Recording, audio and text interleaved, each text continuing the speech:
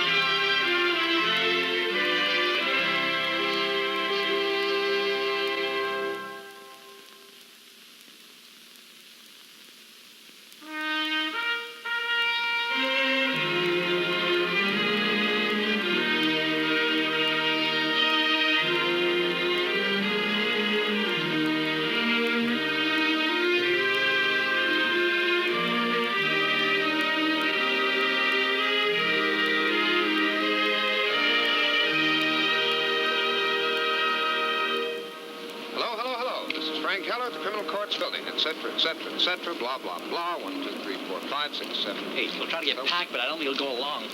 Hey, maybe we can get the lawyer. What's his name? Duff, Marshal Duff. It's cold. It's 11:30 already. We're going to be freezing our shirt tails off here. Cheek. Kenny, how about some coffee here? Black, huh? Regular. Shouldn't take Johnny Pack long to beat a vagrancy charge. And prune Danish. Will you give your name for the record? Packetcheck. John Packetcheck. You're also known as Johnny Pack. Yes, sir. It's short for Packetcheck. Oh, Mr. Pack, what's your occupation? I'm self-employed. I'm a businessman. I see. What exactly is your business, Mr. Pack? Oh, I've got lots of interests. Well, let's take one. I believe you're president of one corporation. Tell us about it. Oh, yeah. Bonnie Frill Fashions for preteens. You know, dresses. You know, like junior sizes, sub-deb. Your Honor, I should like to submit in evidence corporation papers for Bonnie Frill Fashions, Incorporated of 532-12 7th Avenue. Also a credit rating for Bonnie Frill from Dun & Brad Street, and stockholders' reports for the years 1962, 3, and 4, which show a gross in excess of $3 million. In accounts receivable alone. On the operation. Where's Salisi? He was supposed to be here. What's the matter? You need the bureau chief? You can't handle a simple vagrancy case? And a net profit for the first quarter of the year of somewhere in the neighborhood of $250,000, which is a pretty good neighborhood. All right, Mr. Pack, that's all. Mr. Koster, you're a witness. Mr. Koster. No questions, Your Honor.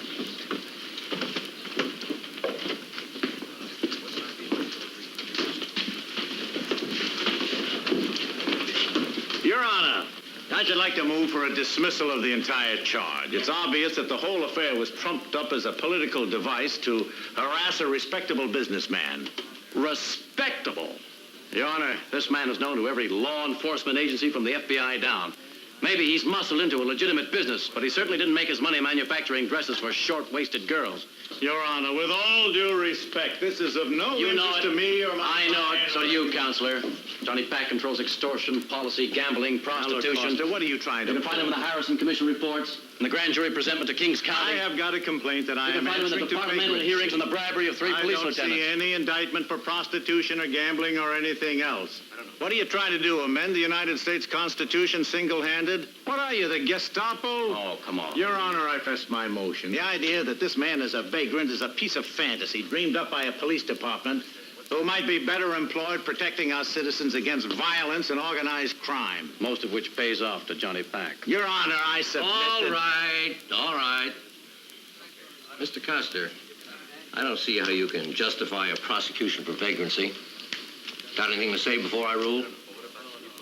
All right. You know, Koster, I must say... All right. Mr. Koster, you stay right here. Here. I want you to listen to what I'm going to say. Mr. Koster,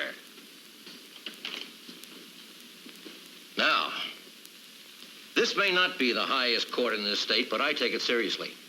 Every preliminary hearing I conduct is part of the machinery of justice. I realize that. Now, you just be quiet and listen. Any man who comes before me is going to get the same treatment, whether he's some wino from 3rd Avenue or the president of the stock exchange. But let me tell you one thing. I will not have my court used as a club to beat somebody with.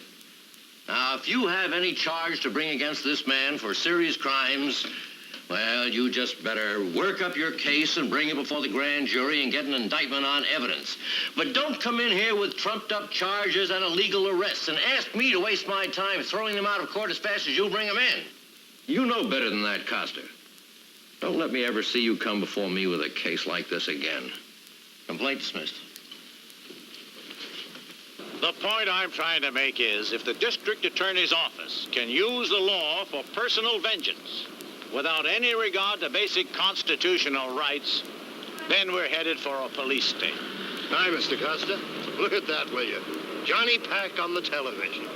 I ought to run him in again. What for this time, Bernstein? Jaywalking? Whose idea was that pickup? I don't know. Listen, I get my orders. Ask Captain Michaels over at the precinct. Mr. Duff, in the Harrison Commission report, Mr. Pack was named as the payoff man in the Broderick Kaplan bribery case. Do you have any comment on that, sir?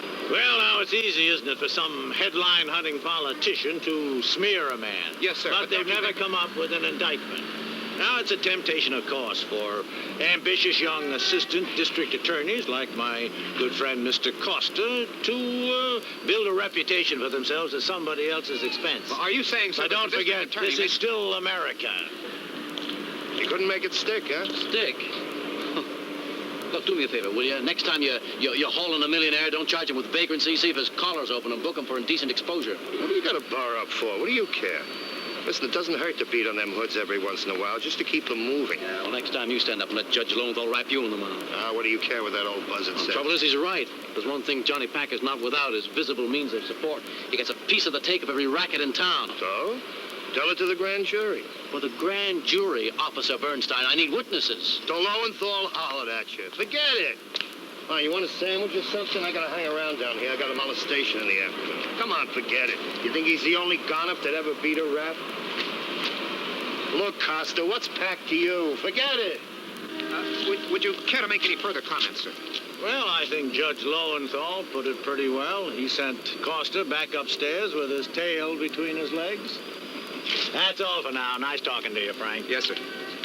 Mr. Pack, do you have any comment? You were on the 6:30 news, just before the weather. There's a mass of cold Canadian air coming in over the Great Lakes. How much of it do they use? About a minute. Oh, It was that lawyer mostly. yeah, Duff, Marshall Duff. I bet they made him sound like Clarence Darrow. Well, Dave, why did he have to mention you by name? That was nothing. You should have heard Judge Lowenthal go after me. That isn't fair. Well, he was right. We had a lousy case. We deserved it. Well, why didn't you go on television?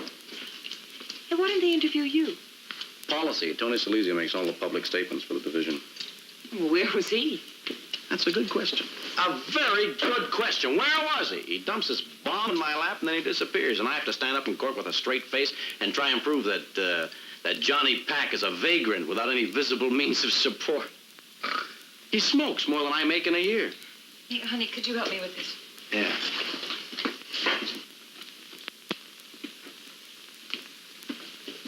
Oh, Dave, I could have died for you. Why did they have to arrest that Pack in the first place? Well, somebody thought it'd be a good idea to annoy him. That's the theory, see. Here's Johnny Pack. He's been the big man since Anastasia was shot in that barber chair. You name it, he's in on it. Policy, prostitution, narcotics, a little bit of murder, a touch of assault, piece of Las Vegas. He gets cold in the winter. He doesn't go south. He sends for Miami. So, nobody's been able to touch him, see? So, prove that we have an efficient administration of justice. They haul him in for vagrancy. Vagrancy? Say, what is this? Just open it, honey. But they missed the best scene on television. In the men's room.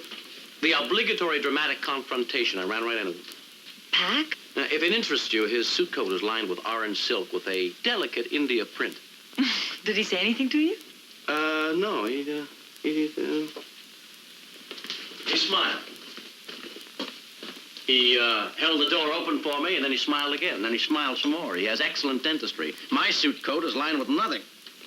Say, do you need this thing? No. Dave, don't you have any recourse? I mean, it wasn't your fault. It wasn't your idea. But isn't it up to Salisi to explain publicly? Yeah, well, I wouldn't want to stand on 1 foot till Tony Salisi volunteers for a public rap. He has a high survival quotient. Well, how's yours? Do you enjoy being punished? You ought to tell Salisi that... Listen, it isn't Salisi. He's a limited man. He operates within those limitations. It's Pack, Johnny Pack. There in the men's room, it was Dave Koster and Johnny Pack and his beautiful gold bridge work, smiling. Dave, I don't see why you're so upset. Because last night at 6:30 and again at 11, I was mentioned on television between the weather and your ever-loving savings bank. Yeah, it didn't look too good for the office, did it? Creates a wrong image. I'll tell you who else is doing a little image creating, Judge Lowenthal. I heard about that. The judge is getting close to retirement age. Where were you yesterday? What do you mean? I didn't draw up that complaint. I didn't order that arrest. All I did was stand up there naked and get hit in the head with a wet fish. Well, if you didn't think you could make the charge stick, why didn't you drop it? Why didn't I drop it? Look, who came out and parked his unpressed pants on my desk and said, Dave, this is policy. We're going to lean on Johnny Pack. I know. It puts you in a tough position. I wrote you a memo yesterday because I've been in this office long enough to know when to get it on paper. I told you I didn't think we could make it stick. I told you I thought Marshall Duff would make us look like a bunch of jerks. Yeah, I saw it on my desk when I got in this morning. As a matter of fact, Will you stop perambulating? Where were you yesterday? Now, Dave, calm down, will you? I had an important meeting upstairs on budget.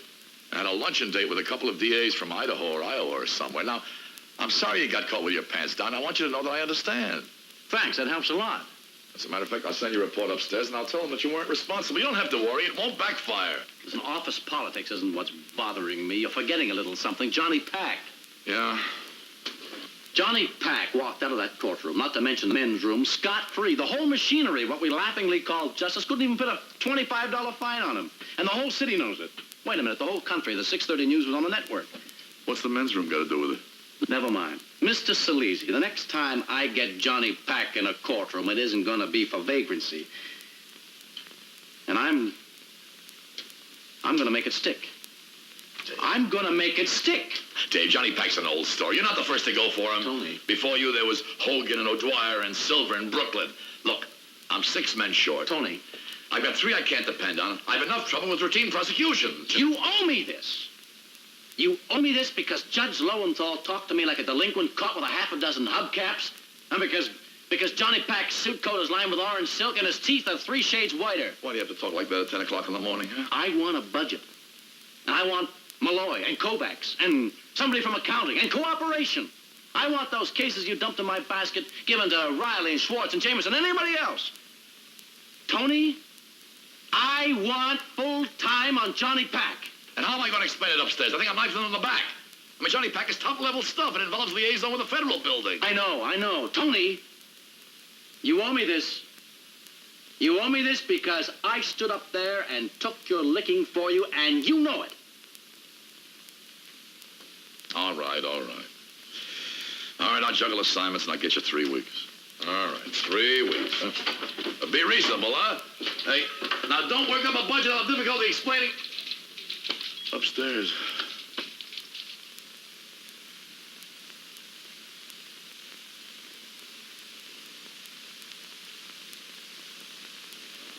Dave?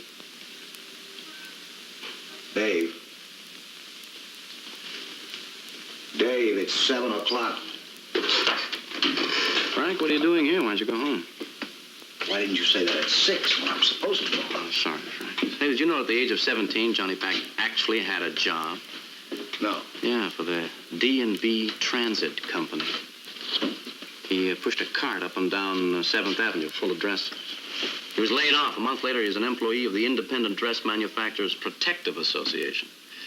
Wasn't that Herman Maglio's racket? Yeah, you got a pretty good memory. In his capacity as an employee of the Protective Association, he's arrested on July 7th, 1934 for assault.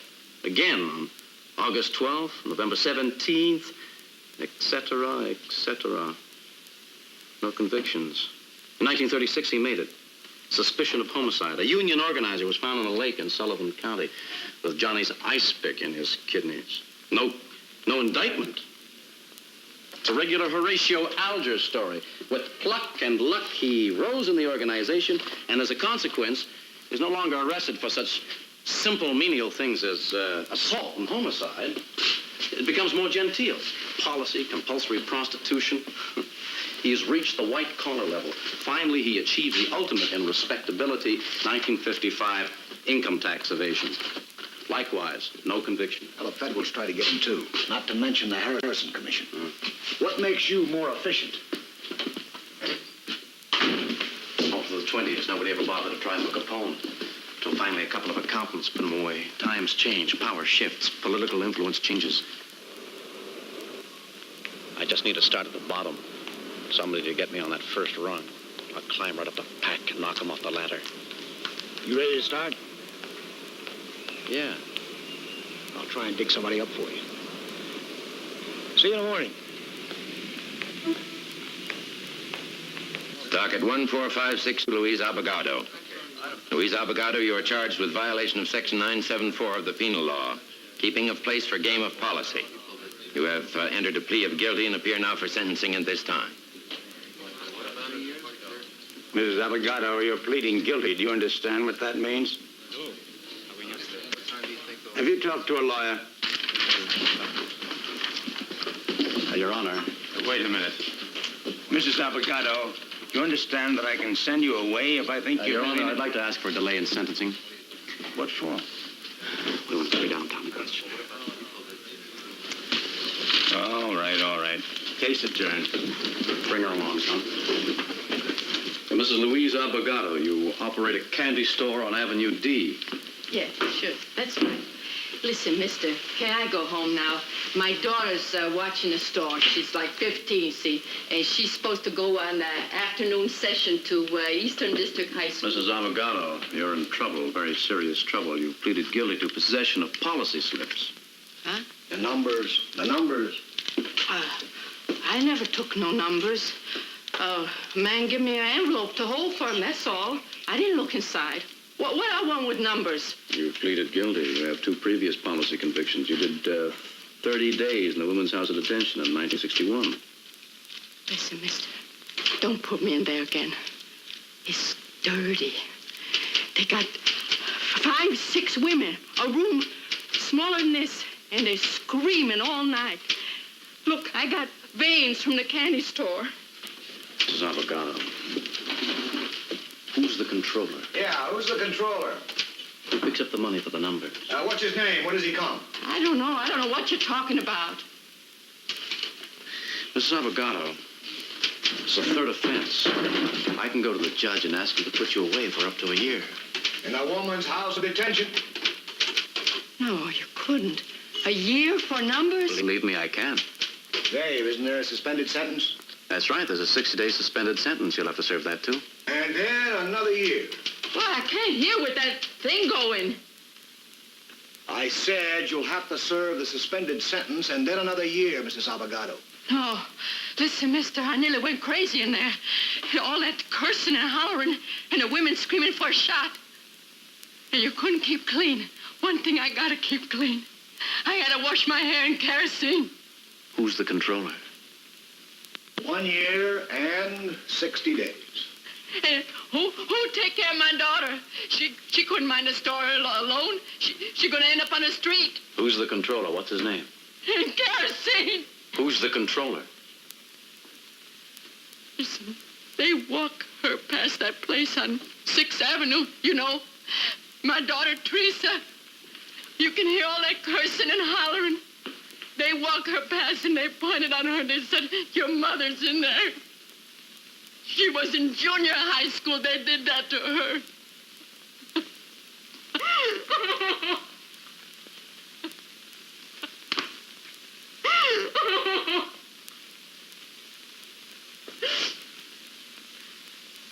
Listen, you wouldn't put me in there. If I tell you, you let me go? All right, I'll make a deal. You tell me what I want, and I'll go to the judge and see if I can get you a fine and a suspended sentence. They're gonna send somebody to beat me up. Maybe do something to Teresa. We'll protect you.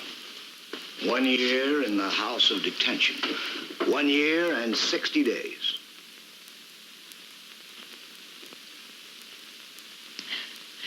He comes every day, like 3 o'clock. Picks up the numbers, papers, and the money. What's his name? Mr. McVeigh. What's his first name? I don't know. It's like Stitch. Stitch? I don't know. That's what they call him. He comes every day, 3 o'clock. I think he was a fighter. Now, wait a minute. Stitch, Golden Gloves, a welterweight. Yeah, he beat on the grocery man 3 or 4 weeks ago. What grocery man? Across the street, the Italian fella. McVeigh pulled him out on the street. He kicked him. They sent for an ambulance from St. Vincent's. You saw this? Sure. He come in the candy store right across the street. He's standing there drinking chocolate egg cream. And the Italian fella laying in the gutter. Mister, he's gonna kill me. He's gonna kill me. No, he won't, Mrs. Abogado. He won't kill anybody. Frank, look up Stitch McVeigh.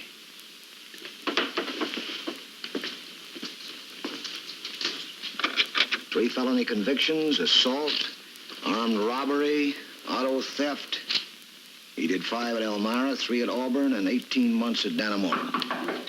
Come in. What do you want this? 3 felony convictions, an Italian grocer makes 4. 2 coffees. You think the Abogado woman will testify against McVeigh? A BLT down. I think I can convince him that she will. And 2 cheeseburgers, $1.45. You want to give him a deal? He's a controller. I can push him into naming me a banker. I'm 1 step closer to Johnny Pack. You got a quarter? Yeah. 4th offense, that's life. I'm in a pretty good bargaining position. Here you go. Thanks, huh? You're going to let him cop out clean on assault. So? I want Johnny Pack. If you want the big fish, you got to be willing to pay the price. Come on, let's go. What about the food? Never mind that. I want to get a warrant for Stitch McVeigh.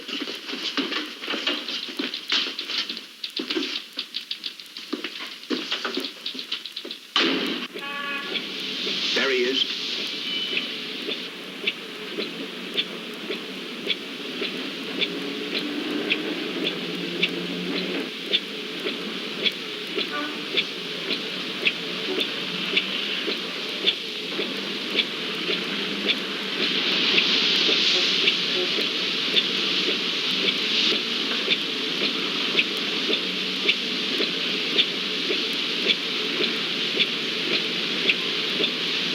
Get him. Put your hands on the car. Policy slips. Are all the quarters? Who'd you hit, McVeigh? Sit down. What's your connection with Johnny Pack? How often do you see him and where? I don't even know him. Listen. All right, let's start all over again.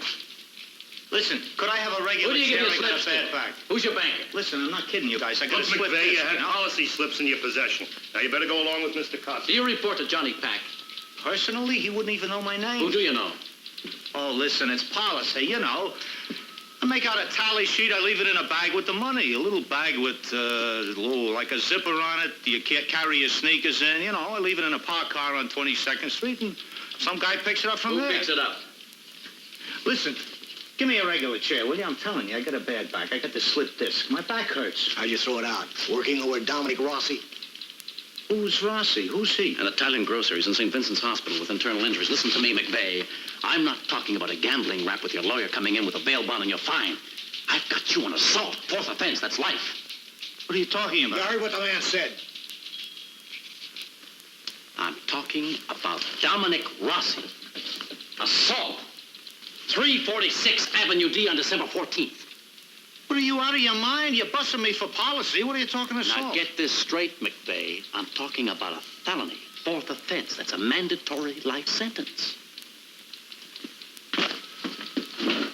Sit up. Oh, watch out my back, will you? You understand, McVeigh? You haven't been booked yet. Now, what do you want? Accepting policy slips or assault? What do you want from me? The name of your banker and everything you got on Johnny Pack. Look, I already told you. I can't give you anything on Johnny Pack. I don't know him. You got more on him than I do. Why don't you let me alone? All right, Bernstein, take him upstairs and book him for assault. I'll get a complaint out and we'll have an indictment by Thursday. Oh, watch out, will you, my back? All right. Wait. All right. All right. Oh, come on, will you? Give me... Well, I can't give you Johnny Pack, because I ain't got him. Your banker works for him. Yes, I know that. Outside of Brooklyn, everybody works for Johnny. Then give me the name of your banker. I don't want a full buyout, 100%. You gotta swear you ain't gonna ring in a felony all of a sudden. If I can make what you give me stick, I'll drop the Rossi assault charge. How do I know you ain't got something else up your sleeve? Look, if you've got something on your conscience, that's your problem. This is the deal. Talk and you're cleaning the Rossi business. That's it. All right. You want the banker? It's Willie Weasel. Who? Wiesenkoff. Willie Wiesenkoff. You know him? Yeah. Where do you meet him? There's this little donut place on 26th Street, and then there's a record store. Anyway, that's where I used to meet him. The last couple of weeks, he ain't been making the street much. Why not? He tangled with Johnny. What about? Weasel figured he wanted in, on John. He's the banker. How much further in could he get? No, not policy, junk. Willie started cutting in on Johnny with the junk. Narcotics? Maury, you know anything about it? Listen, I'm telling you guys the truth. Personally, I wouldn't touch junk. You can't trust the customers. You guys get a junkie in a cell, he's going to spill everything for a shot. How did Wiesenkoff move into narcotics? He made a connection for a coffee can full of the stuff coming off a freighter. Listen, that's all I know. Listen, I got a right to a regular chair. I've been wearing an orthopedic corset for my back. You want to see it? Worth it? If we can get Wiesenkoff, it is. He's just one step away from Johnny Pack. And he's got to talk because he's in the middle. Dave, it's going to get tougher. What? Willie Wiesenkoff is in narcotics. You going to give him a buyout, too? We haven't got him yet. All right, McVeigh, let's go. Where? Downtown. You rotten lie. You said a deal. A cop-out. Don't worry, you got it. I want a list of every place you ever met Willie Weasel. Everything you know about him. And it's still on, the deal? Yeah, it's still on. Hey, your hat. Yeah.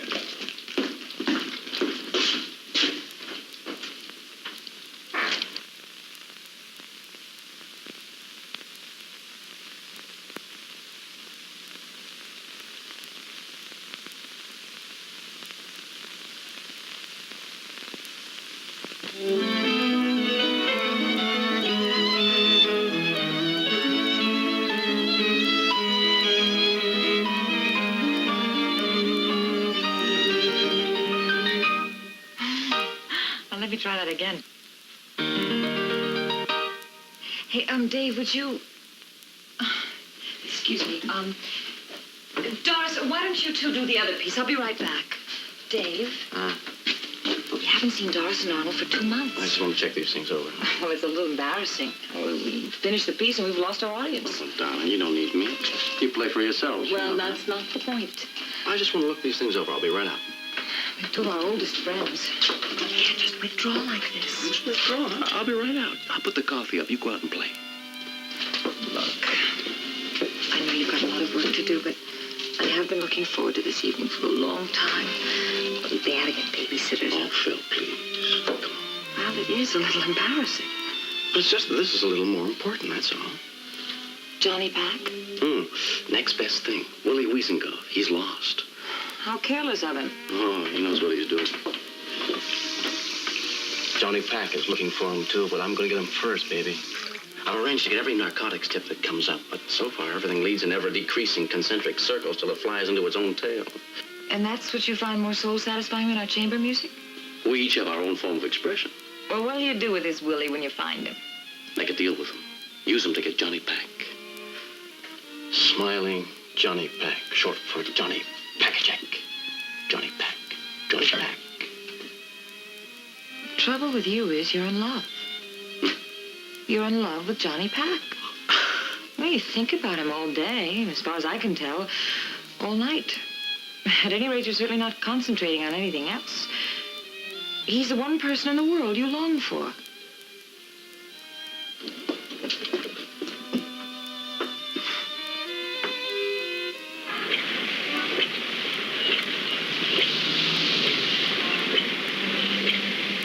That's the pusher. Now watch, he'll pass the deck of heroin. He's got it palmed in his hand.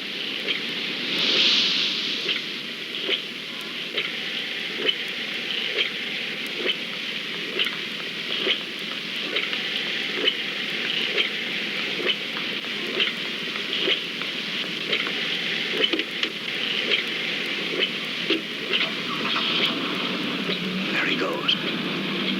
This is his jumping. He's probably cleaned out. You sure he's a Wiesenkost pusher? That's what I heard. We'll find out. And they're still young. He's probably heading for the wholesaler for a new stock. You could be right. Let's see where he takes us.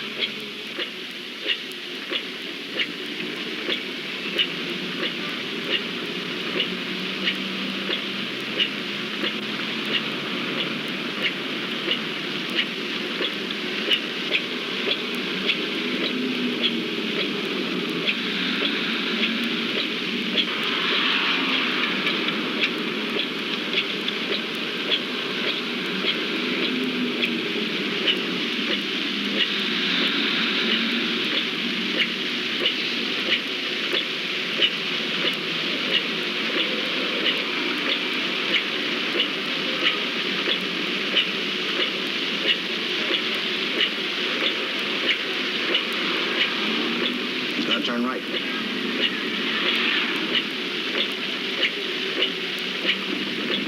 Watch the lady.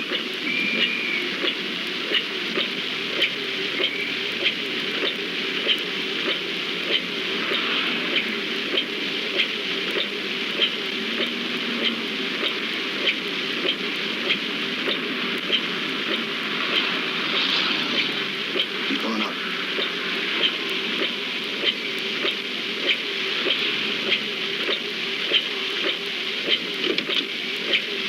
There's the wholesaler.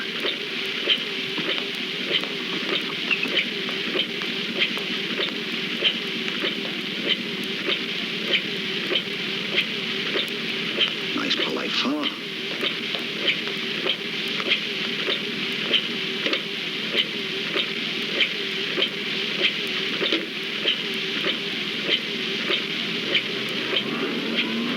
Let's follow the truck. Forget the little guy. Follow the truck.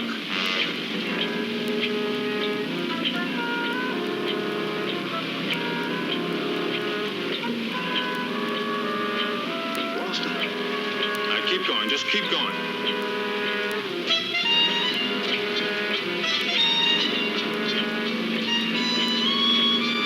It's okay, he's still there.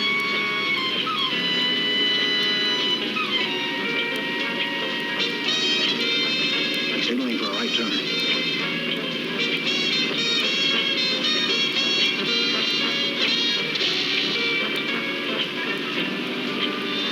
Keep after him.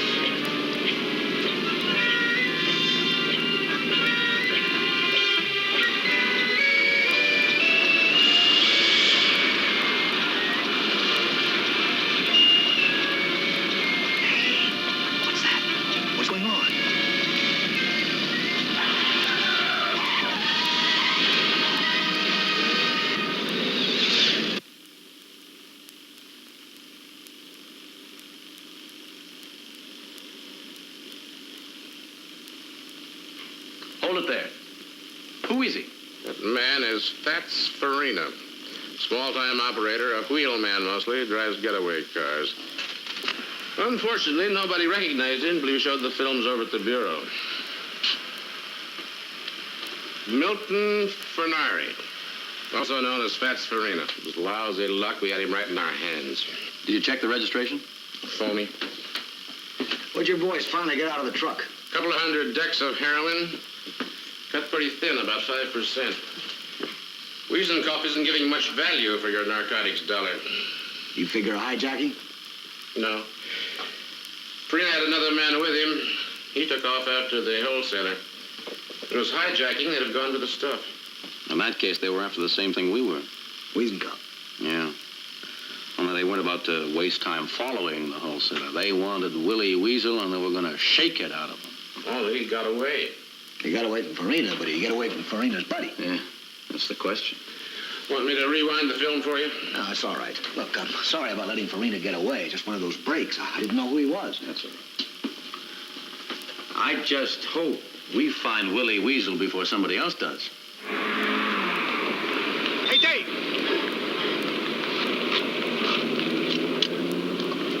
What's up? They found him. Willie Wiesenkopf. Came through from uptown. Who's got him? Nobody. He was in a rent-a-car by the Kingsbridge Freight Yards. 238 slugs in his head. How long ago? A couple of hours. He was shot sometime last night. Early. Salisi was looking for you. I'll bet he was. I got one step away. I got as close to Pack as Grosskopf did in the 40s, only I would have gotten him. Would have, sure. I didn't shoot Willie Wiesenkopf, and I can still get Johnny Pack. How long did it take me? 3 weeks, that's all. I can start from the bottom and still get him. And what am I going to do for man hours, huh? I got an office to run. Howard's out with an appendectomy, and Phil Lambert has a vacation coming, and enough. Dave, enough. As a Monday, you go back on regular assignment. I got that stock fraud business and the shotgun murder, and there, look at them. Oh. But Johnny Pack... Johnny Pack, what is it? In the whole county of New York, there's only one criminal, Johnny Pack? Forget Johnny Pack already. He's a big one. And I can still get him. You just let me build another case. I don't want this. No. You're protecting him. Now listen, Dave, you're twisting my words. The day comes that I protect Johnny Pack. And you can't pull me off full time. Don't you tell me what I can do. Oh, Dave, listen, you're losing your perspective. This office is only so much time and so much energy. Now take it. But that's the point. You knock off the big one if you hook the big fish. And the next biggest fish becomes the biggest. My mother had a proverb like that in Italian. But Johnny Pack, I had him right in my hand. I don't want to hear about him anymore. Dave, listen. Before Johnny Pack, there was Costello. And before that, Luciano. And before that, Big Tim Sullivan and Boss Tweed and the Hudson Dusters. I know I can knock him off. You know something? You're like Thomas Carlyle. What has that got to do with it? He had a philosophy of history. Great men. Everything. Great men. Napoleon, Caesar. That's what you are.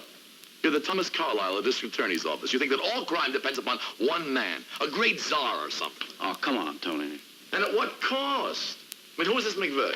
Policy collector. And you made a deal with him on an assault charge? He gave me Willie Wiesenkopf. Yeah. And where did that get you? Well, every prosecutor makes deals, you know that. Yeah, but you got to use discretion. You got to figure a decent balance, this for that. And you got to keep your thumb off the scale. Ah, Dave. You're not Captain Ahab, and Johnny Pack is not the white whale. Was Moby Dick on the Late Show? Never mind. You know, you think there's some great magic that can do the job. It's like mowing a lawn that's full of crabgrass. You cut it down, overnight it springs up again. Just do the job. Johnny Pack is the job. Not for you, not full time. Not as of Monday.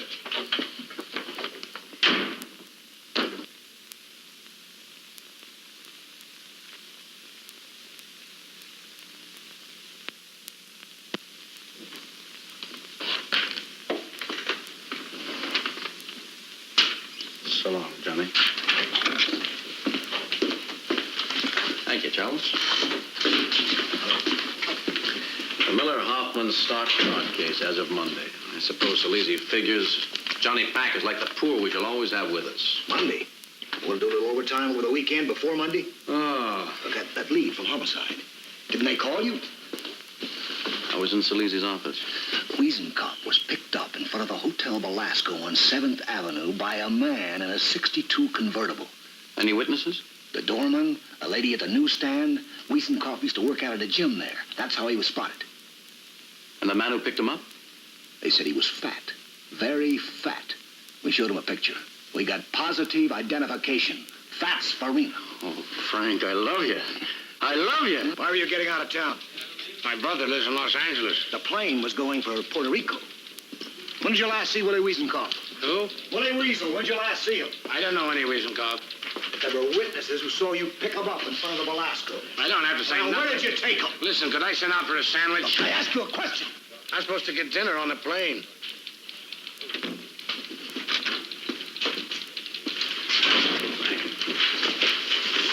He wants to send out for a sandwich. We're in business. Take a look at that. Mr. Farnhar, I'm Dave Koster from the District Attorney's Office. Yeah, I heard. You're the one who couldn't pin vagrancy on Johnny Pack. He was in the news. I'm the one, all right. Say, you had quite a time finding Willie Wiesenkoff, didn't you? What was I want with him? I wasn't looking for him. Well, Fats, I'm afraid we got you on film. See? It's where you ran Willie's wholesaler onto the sidewalk. We identified your friend there. Morris Tosti, huh? That don't mean nothing. So we went for a ride and the street was wet. Did Johnny Pack send you looking for him? Oh, he skidded a little bit. You know, we were in a hurry. Did Johnny The street Pack was tell you wet. to kill Willie Wiesenkoff? What, am I crazy? Even if it was true, am I going to tell you? If you're smart, you are. I want Johnny Pack, and you can give him to me for murder. I'll give you nothing. I'll give you... Fats, about 3 hours ago, the state police outside of Albany picked up your friend, Morris Tosti. He was heading west on the thruway.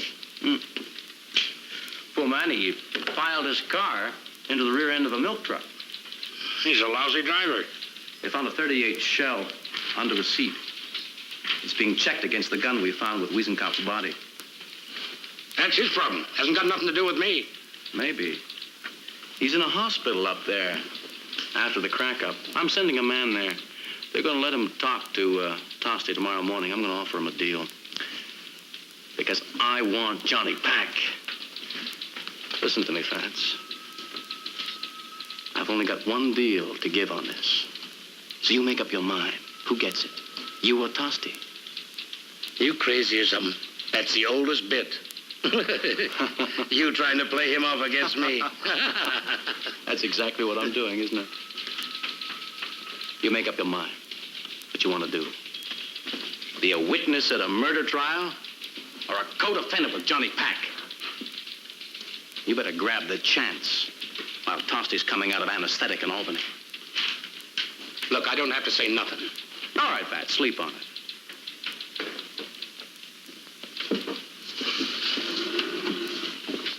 Make up your mind before Tosti grabs the chance.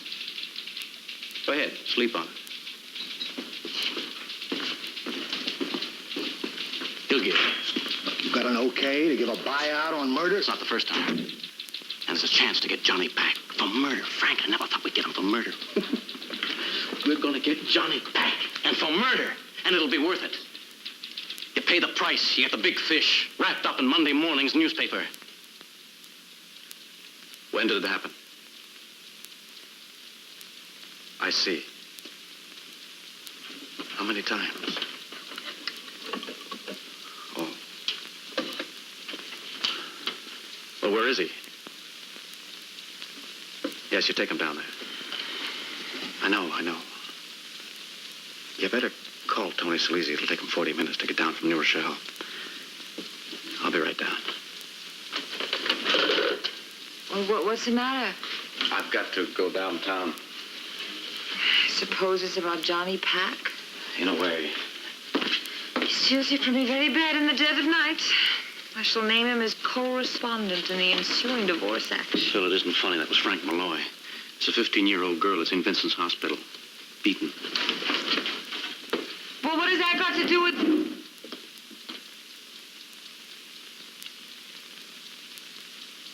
She's got a couple of broken ribs. Her face is cut up. Some internal bleeding. Is she gonna live? She doesn't weigh more than 95 pounds. Must have kicked her. You got her outside a movie.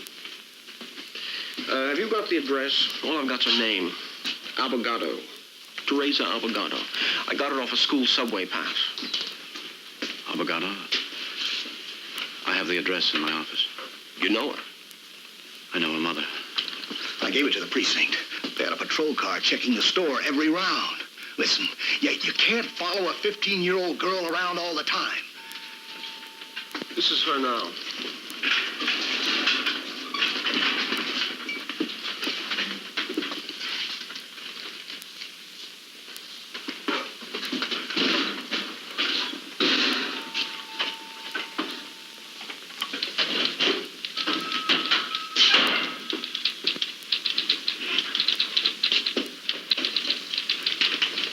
The cashier heard the hollering in the alley and called the precinct. Patrol car caught him coming out of the alley.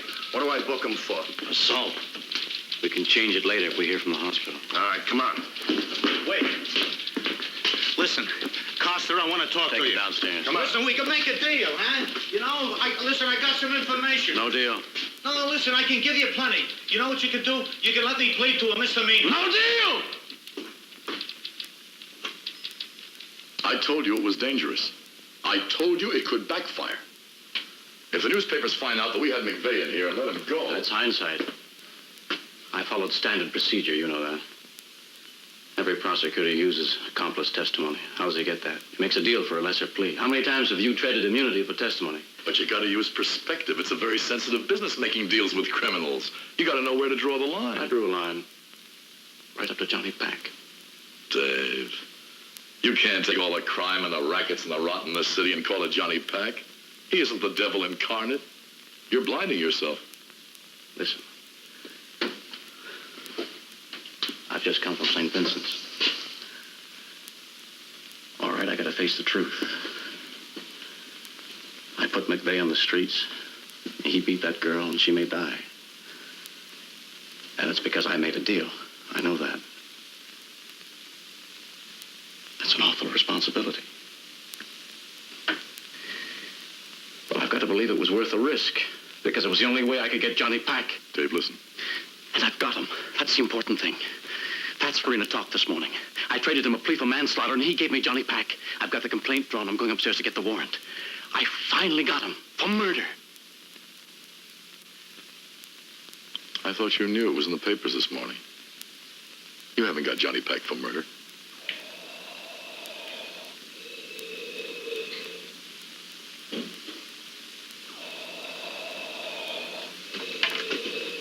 It's not likely he'll pull out enough to answer questions. I'd give him anywhere from an hour to a month. Depends on his strength. He had a rough jolt. Not many people would have survived it. Yeah. Was there anything else? Nothing else.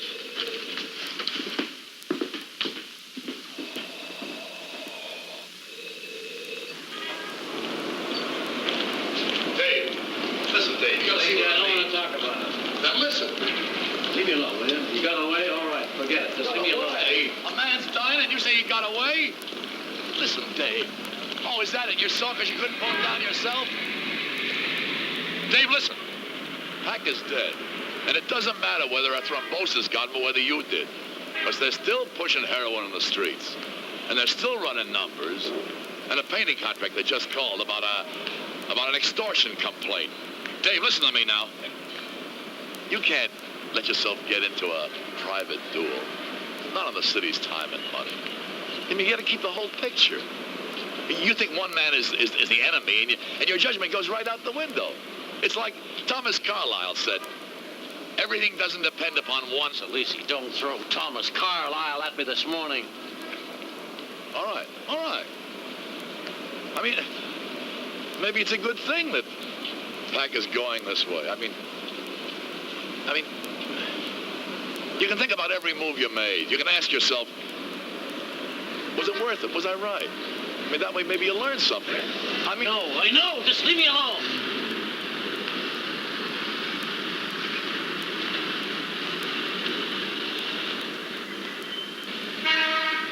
Talese. Back at work.